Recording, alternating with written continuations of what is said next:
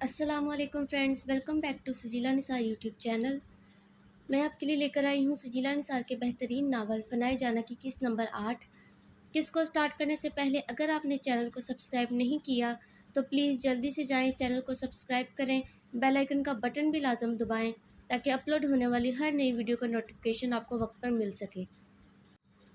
اگلے 3 روز پٹھان کی پرچھائی بھی اسے نظر نہ آئی تھی۔ وہ 3 دن لگا کر پورا گھر گھوم چکی تھی۔ گھر کے اندر مخصوص گارڈز ہی موجود تھے جو اس کی موجودگی کو دیکھتے رخ پھیر لیتے تھے۔ کسی نے بات تو دور کی بات ایک نگاہ اٹھا کر بھی نہ دیکھا تھا۔ پٹھان صحیح کہتا تھا کہ کسی میں ہمت نہیں وہ اس پر سرسری سی نگاہ ہی ڈال جائیں۔ گھر میں صرف عورتیں ملازمین تھیں اور کچھ بزرگ تھے جو گارڈن پودوں کی دیکھ بھال کے لیے تھے۔ وہ بھی کام انتہائی ضروری کام ہو یا کچھ چاہیے ہو تو گھر میں داخل ہوتے، ورنہ جو ان کا کام وہی سر انجام دیتے۔ اور گارڈن کی دوسری سائڈ پر ان کو سرونٹ کوارٹر دے رکھا تھا جس میں سب ملازمین رہتے تھے۔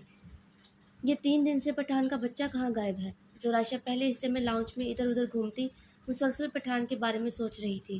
پھر کچھ سوچتی کچن میں گئی جہاں ایک لڑکی جو لگ بھگ 30 سال کی ہوگی اور 2-3 ادھیڑ عمر کی عورتیں موجود اپنا کام سر انجام دے رہی تھی۔ کچھ چاہیے تھا پٹھانی صاحبہ تو آواز لگا دیتی۔ ان میں سے ایک ادھیڑ عمر کی عورت دوپٹے سے گیلے ہاتھ صاف کرتے مسکراہٹ لبوں پر سجائے نرم لہجے میں بولی تھی، 3 دن سے پٹھان گھر پر موجود نہیں، کیا آپ کو معلوم ہے وہ کہاں ہوگا؟ اس نے بنا کوئی تمہید باندھے شیلف پر پڑے ڈونگے سے ڈھکن اٹھایا تھا جس میں گرم کھیر موجود تھی جیسے ابھی ابھی بنائی ہو۔ پٹھانی صاحبہ ہمیں کیسے معلوم ہو سکتا ہے پٹھان کہاں جاتے ہیں؟ یہ تو ان کا روز کا معمول ہے، وہ مہینہ مہینہ گھر سے غائب رہتے تھے۔ ان میں سے دوسری عورت بولی تو وہ لفظ مہینے پر ٹھٹکی تھی۔ تو تم لوگ یہاں کیا کرتے ہو؟ یقیناً ایک اکیلے پٹھان کے لیے اتنے ملازمین، اور جب وہ گھر نہیں ہوتے تب کیا کرتے ہو؟ وہ کرسی پر بیٹھتی اپنی حیرت چھپائے پوچھنے لگی تو وہ عورتیں مسکرائی تھیں۔ ہم اپنے لیے اور گھر میں موجود ہر فرد کے لیے کھانا بناتی ہیں، یہاں تک کہ گارڈز مالی سب کے لیے۔ وہ 30 سالہ لڑکی گندے برتنوں کو سنک میں رکھتی بولی تھی، لیکن زورائشہ جو پہلے ہی الجھی ہوئی تھی اس کے جواب سے مزید الجھ گئی تھی۔ کیسا کھانا بناتی ہیں؟ کھانا ایک جیسا ہی بنتا ہے، ہم بھی وہی کھانا کھاتے ہیں جو پٹھان کھاتے ہیں۔ پٹھان کے کھانے کے بعد ہم اپنے کوارٹر میں کھانا کھاتے ہیں جبکہ مردوں کا دسترخوان گارڈن میں لگایا جاتا ہے۔ وہ تفصیل سے ہر چیز بتاتی اس پر حیرتوں کے پہاڑ گرا رہی تھی۔ بہت سے سوالوں نے اس کے دماغ میں ڈیرا ڈالا تھا، بہت سی الجھنوں میں وہ الجھ گئی تھی۔ اس نے تو گارڈن میں ان 4 دنوں میں ان کو کھاتے نہیں دیکھا تھا، یا شاید جس وقت وہ کھاتے تھے اس نے اس وقت نہ دیکھا تھا۔ لیکن یہ سب وہ جھنجھلا کر صرف اتنا ہی بول سکی تھی۔ اسے سمجھ نہ آیا کہ اپنے تمام سوالوں میں سے کون سا سوال پہلے پوچھے۔ پٹھانی صاحبہ، پٹھان ہمیں اپنی فیملی سمجھتے ہیں، جب سے وہ یہاں آئے ہیں ہم ملازمین مالی تب سے یہی موجود ہیں، البتہ گارڈز کی ڈیوٹیاں تبدیل ہوتی رہتی ہیں، پٹھان نے ہمارے ساتھ کبھی فرق نہیں برتا۔ اس کی بات سنتے زورائشہ نے گہرا سانس بھرا تھا۔ تم سب لوگ پشتون ہو؟ نہیں، ہم لوگ پنجاب سے ہیں، ان میں سے ایک عورت برتنوں کو دھوتے بولی۔ اس سے پہلے وہ مزید کچھ بولتی ہارن کی آواز پر وہ چونکی تھی۔ ضرور پٹھان آ گیا تھا، ان کی جانب مسکراہٹ اچھالتی مزید پوچھنے کا ارادہ ترک کرتی کچن سے نکلی تھی۔ پٹھان جو بہرام سے باتیں کرتا لاؤنج کی حدود میں پہنچا تھا کہ سامنے زورائشہ کو کھڑے دیکھ نظروں سے اس کا مکمل جائزہ لینے لگا، جو لائٹ پنک کلر کے فراک میں سر پر دوپٹہ لیے جن سے چند لٹیں نکلی ہوئی تھی سیدھا اس کے دل میں اتر رہی تھی۔ اس نے ملازمین سے کہہ کر اس کی ضرورت کی ہر چیز منگوا کر اپنے کمرے میں سیٹ کروا دی تھی۔ وہ اس پر ہی نظر مرکوز رکھے بہرام سے بات کر رہا تھا کہ زورائشہ اس کی جانب آئی۔ کہاں تھے پٹھان 3 دنوں سے؟ وہ اس کے پاس آتی منہ پھیلائے بولی تو پٹھان بولتا بولتا رکا اور ماتھے پر بل ڈالے اسے دیکھا جو مکمل اس کے تاثرات کو اگنور کرے سوالیہ نظروں سے اسے دیکھ رہی تھی، جبکہ بہرام نے نظر جھکائے اپنی مسکراہٹ دبائی تھی۔ اجازت چاہے گا پٹھان، اس معاملے میں پھر بعد میں گفتگو کرے گا۔ بہرام کو اس وقت جانا ہی مناسب لگا، اسی لیے پٹھان سے جانے کی اجازت لی، جس نے ہاتھ کے اشارے سے اجازت دی تھی۔ اس کے جاتے ہی وہ 2 قدم اس کے نزدیک ہوا تھا۔ کیا نظر نہیں آ رہا تھا میں بہرام سے بات کر رہا تھا جو یوں آ کر اس کے سامنے استفارہ کرنے لگی؟ اس کی اجازت کس نے دی ہے تمہیں؟ وہ ایک ایک لفظ چبائے بولا تھا۔ ماتھے پر ابھرتی نسیں اس بات کی نشانی تھی کہ اسے زورائشہ کا یوں ایسے بہرام کے سامنے سوال کرنا ناگوار گزرا تھا۔ میرے اللہ نے حق دیا ہے، بیوی ہوں آپ کی۔ وہ سینے پر ہاتھ باندھے کندھے اچکائے بولی تھی۔ اچھا، اس نے آگے بڑھتے اس کے بندے بازو سے پکڑا تھا اور تھوڑا قریب کیا تھا۔ یہ عمل مجھے سخت ناگوار گزرا ہے، دوبارہ مت دہرانا پٹھانی۔ وہ یہ کہتا ایک نگاہ اس پر ڈالے آگے بڑھ گیا تھا۔ لیکن میں تمہاری بیوی ہوں، اس نے دبی دبی آواز میں کہا۔ اچھا میری زوجہ محترمہ، بیوی کا فرض ادا کر دو، کپڑے نکال دو میرے۔ وہ بنا پیچھے مڑے کہتا سیڑھیاں چڑھنے لگا، جبکہ وہ بھی منہ بناتی اس کے پیچھے لپکی تھی۔ داؤد دلاور خان کے کمرے میں داخل ہوا تو وہاں دلاور کے ساتھ ساتھ بہروز بھی موجود تھا۔ اس نے گہرا سانس بھرا تھا، وہ جانتا تھا کسی اچھی بات کی امید نہیں۔ جی بابا، یاد فرمایا، کوئی کام تھا؟ وہ صوفے پر برجمان ہوتے ہوئے بلانے کی وجہ دریافت کی تھی تو دلاور نے ایک نظر بہروز کو دیکھتے سر اس بات میں ہلایا اور بیڈ سے اٹھتا دو پیپرز اس کے سامنے ٹیبل پر رکھے تھے۔ یہ کیا ہے؟ اس نے دونوں پیپرز کو دیکھتے ہی ان سے پوچھا تھا۔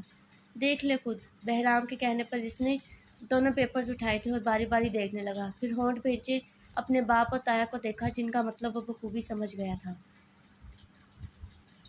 طلاق کا پیپرز تیار کروا چکا ہے، ہم فیصلہ تم پر ایک کام دیا ہے، وہ نہ تم کر سکا تو باقی کام خاک کرے گا۔ زیادہ وقت نہیں تمہارے پاس، یہ کام تم نہ کر سکا تو اپنی بیوی اور اپنے سائن کر لینا۔ دلاور کی بات پر وہ پیپرز ٹیبل پر غصے سے پھینکتا کھڑا ہوا تھا۔ مذاق سمجھا ہوا نکاح اور طلاق کو غصے بھری نگاہ ان پر ڈالتا منہ میں بڑبڑاتا کمرے سے نکل گیا تھا۔ دلاور اپنے لڑکے کو قابو میں کر ورنہ سب ہاتھ سے نکل جائے گا، بہروز نے دلاور کے کندھے پر ہاتھ رکھتے کہا جس کی آنکھوں میں مرچیاں لگ رہی تھی، سب کچھ ہاتھ سے نکل جانے کے ڈر سے۔ زورائشہ شیشے کے سامنے بیٹھی بنار سنگھار کرتی، شیشے سے ایک نگاہ پیچھے بیڈ پر لیٹے پٹھان پر بھی ڈال لیتی جو ایک بازو سر کے نیچے جبکہ دوسرا سینے پر رکھے بنا پلک جھپکے ٹکٹیوں باندھے اسے دیکھ رہا تھا۔ ایسے کیا دیکھ رہے ہو پٹھان؟ حیا سے بوجھل پلکوں کی بار اٹھائے اس نے شیشے میں نظر آتے اس کے عکس کو دیکھتے پوچھا جس کی نگاہوں میں ذرا فرق نہ آیا تھا۔ تمہیں تو کہیں جانا تھا؟ اس نے بات کا رخ بدلا۔ اس نے محض ہم بولنے پر ہی اکتفا کیا تھا۔ کب جانا ہے؟ پھر کب آؤ گے؟ وہ بالوں کو کنگھی سے ترتیب دیتے پوچھنے لگی۔ معلوم نہیں واپسی، اس نے سرسری سا جواب دیتے اس کے سرسری سے جواب پر اس کا چہرہ یکدم مرجھا گیا تھا جو پٹھان نے بخوبی محسوس کیا تھا۔ ادھر آؤ۔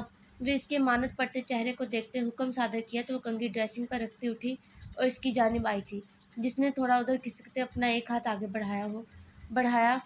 زورائشہ نے اس کے قریب آتے اس کے ہاتھ کو تھاما تھا اور ذرا سا اوپر اٹھتے تکیہ اونچا کرتے اس پر سر ٹکایا تھا اور اسے بیٹھنے کا اشارہ کیا جو ذرا سی جگہ پر آسانی سے بیٹھ گئی تھی۔ چہرہ کیوں مرجھا گیا ہے؟ وہ اس کا ہاتھ اپنے دل کے مقام پر رکھتے پوچھنے لگا تھا۔ اس کی بے ترتیب سی ادھم مچاتی دھڑکنوں کی کھنک ہاتھ سے ہوتی دل میں اترتی ہوئی محسوس ہوتی اس کی دھڑکنوں میں بھی ایک طوفان برپا کر گئی تھی۔ بولو بھی۔ اس کو خاموش پا کر اس کی اٹھتی گرتی پلکوں کو دیکھتے دوبارہ پوچھا تھا۔ میں یہاں اکیلی کیا کروں گی؟ آگے بھی تم 3 دن بعد آئے ہو۔ وہ آہستگی سے بولتی اپنا ہاتھ اس کے دل کے مقام سے ہٹانا چاہا جسے پٹھان نے سختی سے تھاما تھا۔ میرے کام بہت اہم ہے، وہ اس کی مخمور انگلیوں میں اپنی انگلیاں پھنسائے بولا تھا۔ مجھ سے بھی اہم ہے، وہ لب کچائے اس سے پوچھنے لگی۔ تمہیں اپنے کاموں میں اپنے ساتھ نہیں رکھ سکتا؟ کمال مہارت سے اس نے بات کا پینترا بدلا تھا۔ لیکن میں اکیلی بور ہو جاتی ہوں، وہ منہ بنائے بولی تھی۔ تمہیں تمہاری بکس منگوا دیتا ہوں، اسٹڈی کرو، تمہیں یونیورسٹی کا ہر لیکچر مل جایا کرے گا۔ اس نے اس بات کا بھی حل نکالا تو وہ منہ پھلائے اپنا ہاتھ اس کی گرفت سے نکالا جسے اس نے آسانی سے چھوڑ دیا تھا۔ ادھر میرے پاس لیٹو۔ وہ تھوڑا اور ادھر ہوتا اپنا بازو بیڈ پر پھیلایا تو وہ لب کچائے شرم کے ملے جلے تاثرات کے ساتھ کبھی اسے تو کبھی بیڈ پر پھیلے اس کے ہاتھ کو دیکھنے لگی۔ اوکے مت آؤ، وہ غصے سے کہتا اپنا بازو اٹھاتا اپنی آنکھوں پر رکھ چکا تھا۔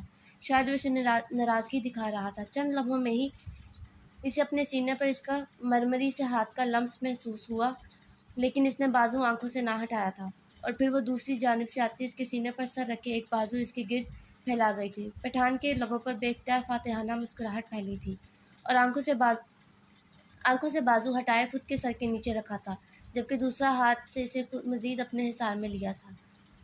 تم سے ایک بات پوچھوں؟ کچھ دیر خاموشی کے بعد کمرے میں بھاری سانسوں کے علاوہ زورائشہ کی آواز گونجی تھی۔ میرے کام کے علاوہ پوچھو، کیونکہ اس کے حوالے سے جواب دینا نہیں چاہتا۔ وہ صاف گوئی سے بولا تو وہ خاموش ہوئی تھی۔ پوچھو، خاموش کیوں ہو گئی ہو؟ اس کی خاموشی دیکھتے پٹھان نے اس سے کہا تھا۔ تم مجھ سے کتنی محبت کرتے ہو؟ یہ سوال اس نے بڑی ہمت جمع کرنے کے بعد پوچھا تھا۔ تمہیں کس نے کہا میں تم سے محبت کرتا ہوں؟ سوال کے بدلے ایسا سوال سن کر اس نے ایک جھٹکے سے سر اس کے سینے سے اٹھائے اسے دیکھا تھا۔ تو تم مجھ سے محبت نہیں کرتے؟ اس نے بڑی امیدوں کے ساتھ پوچھا۔ نہیں، سنجیدگی سے دیا اس کا یک لفظی جواب اس کا دل توڑ گیا تھا۔ تو پھر مجھے تم نے اپنے ساتھ کیوں رکھا ہے؟ کیوں لائے اپنے ساتھ؟ وہ اس کے سینے پر ہاتھ رکھ کے ہلکا سا دباؤ دیتے پوچھنے لگی۔ کیونکہ تم میری بیوی ہو، میری شریک حیات، میری متاع جاں ہو۔ وہ نرمی سے اس کے بالوں کو اپنی گرفت میں لیتا